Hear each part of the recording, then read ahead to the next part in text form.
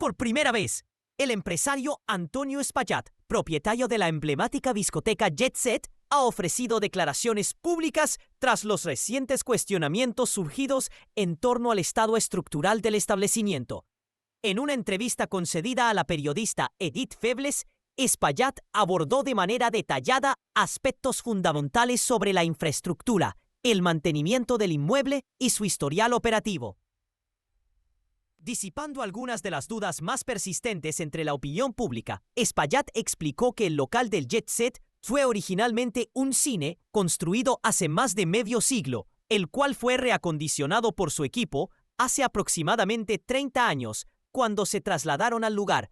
Según relató, una de las primeras adecuaciones fue la instalación de plafones en el techo, similares a los utilizados comúnmente en residencias u oficinas. Estos plafones, indicó, comenzaron a deteriorarse con el paso del tiempo, principalmente debido a la condensación de agua proveniente de los sistemas de aire acondicionado. La humedad afectaba el material, lo que provocaba la caída intermitente de fragmentos desde el techo. Esta situación, según aseguró, era conocida por el personal y requería reemplazos frecuentes.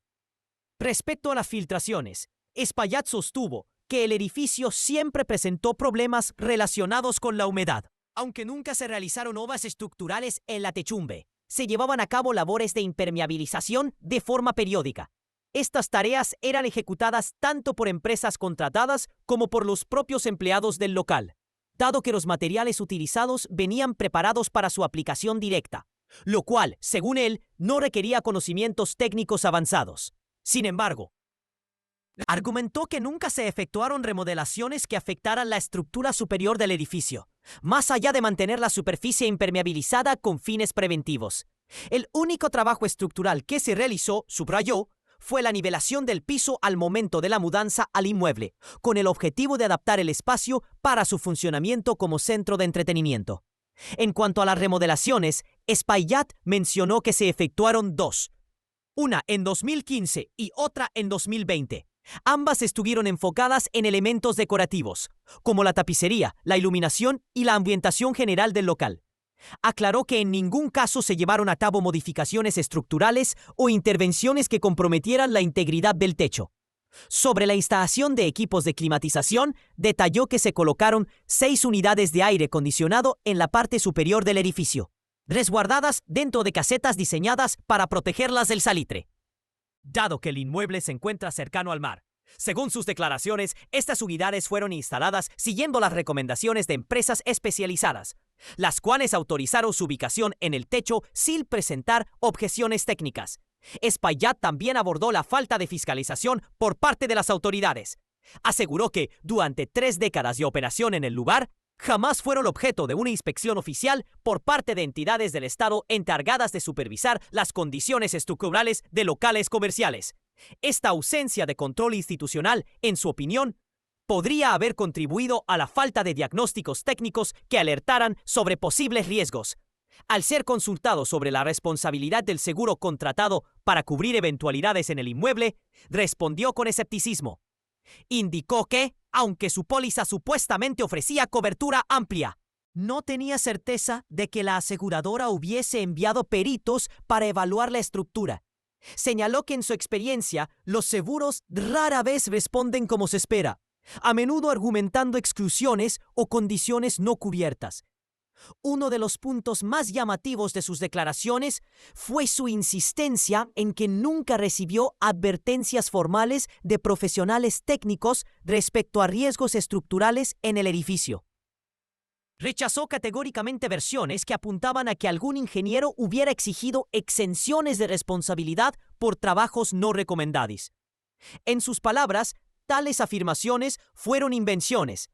Finalmente, reflexionó sobre una idea que ha ganado fuerza entre quienes investigan el caso, que el inmueble, por sus condiciones originales y ubicación, nunca fue adecuado para operar como discoteca. Espaillat sostuvo que, desde su adquisición, el uso del espacio fue más adaptativo que transformador. Afirmó que nunca realizaron una conversión estructural del cine a discoteca, lo cual plantea interrogantes sobre la idoneidad del espacio frente a la normativa vigente y los estándares de seguridad actuales. Sus declaraciones, lejos de zanjar el debate, abren nuevas líneas de investigación. Entre ellas, la necesidad de examinar las responsabilidades de las empresas que participaron en remodelaciones y de las autoridades que no ejercieron una supervisión efectiva. A medida que avanzan las indagatorias, las palabras del dueño del JetSet se suman al expediente, proporcionando elementos clave para comprender las causas detrás de los hechos recientes. Además de las declaraciones de Antonio Espaillat, cobra relevancia la versión del cantante Sergio Vargas, quien aseguró haber observado personalmente cómo caían fragmentos de plafón durante las jornadas de operación en el JetSet. Vargas describió que los techos goteaban. Antonio Espaillat, propietario de la emblemática discoteca JetSet, ha roto finalmente el silencio. En su primera aparición pública tras el incidente que despertó la atención nacional, ha ofrecido detalles reveladores sobre las condiciones estructurales del local y la historia detrás de su funcionamiento. Durante una entrevista concedida a la periodista Edith Febles, Espaillat respondió a varias interrogantes que han inquietado tanto a los clientes como a la opinión pública. Uno de los puntos más discutidos fue la caída de fragmentos desde el techo del local, fenómeno que, según el artista Sergio Vargas, ocurría con frecuencia y era conocido por el personal del lugar. Espaillat no negó este hecho. Confirmó que desde que el JetSet opera en ese edificio, originalmente un cine, se han enfrentado a problemas persistentes con los plafones. Estos eran similares a los utilizados en oficinas o residencias, y que en varias ocasiones vio a empleados recogiendo escombros, lo cual indicaría un deterioro progresivo no atendido por la debida rigurosidad técnica. Estas afirmaciones, aunque coincidentes con el relato de Espaillat sobre la caída de pedazos de plafón, plantean interrogantes sobre la frecuencia real de dichos incidentes y la eficacia del protocolo de mantenimiento implementado por la gerencia. El episodio protagonizado por la bailarina Ruby Pérez, cuyas declaraciones generaron titulares nacionales, constituye un punto de inflexión en este caso. El día en que ocurrió ese incidente, la gerencia del local había reemplazado los plafones dañados. Sin embargo, la falla en la estanqueidad no se limitó al simple cambio de láminas, sino que evidencia la falta de diagnóstico de fondo. Si bien Espaillat atribuye la filtración a defectos heredados de la construcción original y la condensación en las unidades de aire, es preciso determinar si existió un plan de mantenimiento preventivo respaldado por inspecciones estructurales periódicas. Diversos expertos en ingeniería civil consultados de forma anónima coinciden en que la impermeabilización episódica, sin una evaluación técnica previa, resulta insuficiente para garantizar la seguridad de un local con una convocatoria de varias centenas de personas. Un ingeniero consultado señala que la aplicación de selladores superficiales debe complementarse con una inspección de puntos críticos, identificación de fisuras y posible sustitución de cabrillas u otros elementos de unión que con el tiempo pierden su capacidad de adherencia. La ausencia de tales procedimientos podría explicar por qué, pese a las labores de impermeabilización, persistían las filtraciones y el desprendimiento de material. Otro aspecto que demanda atención es la instalación de los 6 equipos de aire acondicionado en la cubierta del inmueble.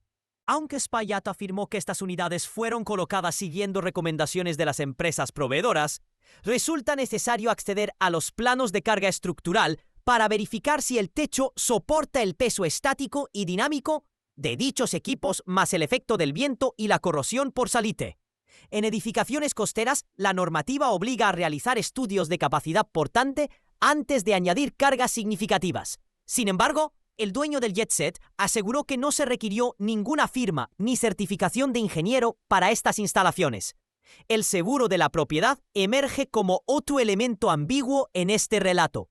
Según Espaillat, su póliza cubre casi todo, pero desconoce si la aseguradora envió peritos para evaluar el estado real del techo.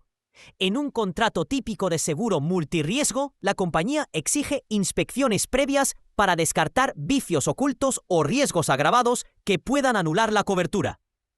La duda de Espaillat acerca de la efectividad de su cobertura invita a solicitar a la aseguradora los informes de inspección y las condiciones específicas bajo las cuales aceptó el riesgo.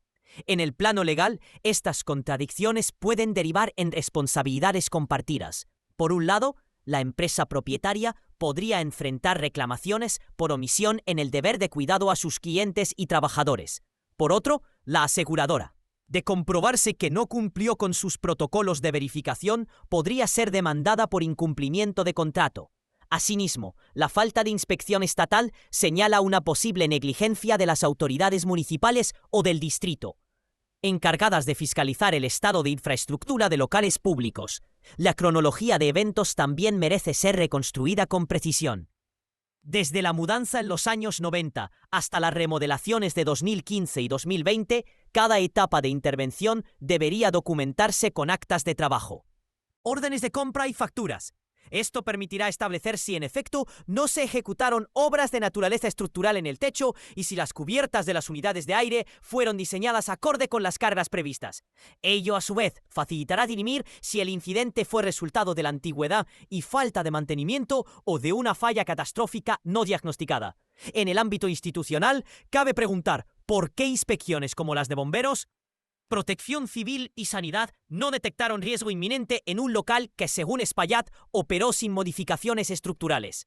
La normativa vigente exige revisiones periódicas cada cierto número de años. De existir omisiones en estos procedimientos, las entidades correspondientes deberán rendir cuentas. La ausencia de sanciones o clausuras preventivas, pese a las fallas visibles, sugiere deficiencias en el sistema de control, que van más allá de la responsabilidad privada. Por último, el testimonio de Espaillat encierra una advertencia implícita sobre la vulnerabilidad de edificios antiguos, adaptados a nuevos usos. La conversión de un cine en un espacio de alta concentración de público no solo exige ajustes estéticos, sino un estudio integral de la estructura, la capacidad de evacuación y la resistencia de materiales. La falta de profesionales acreditados en las fases de mantenimiento y remodelación deja al descubierto un vacío regulatorio que, de no subsanarse, podría repetirse en otros negocios similares.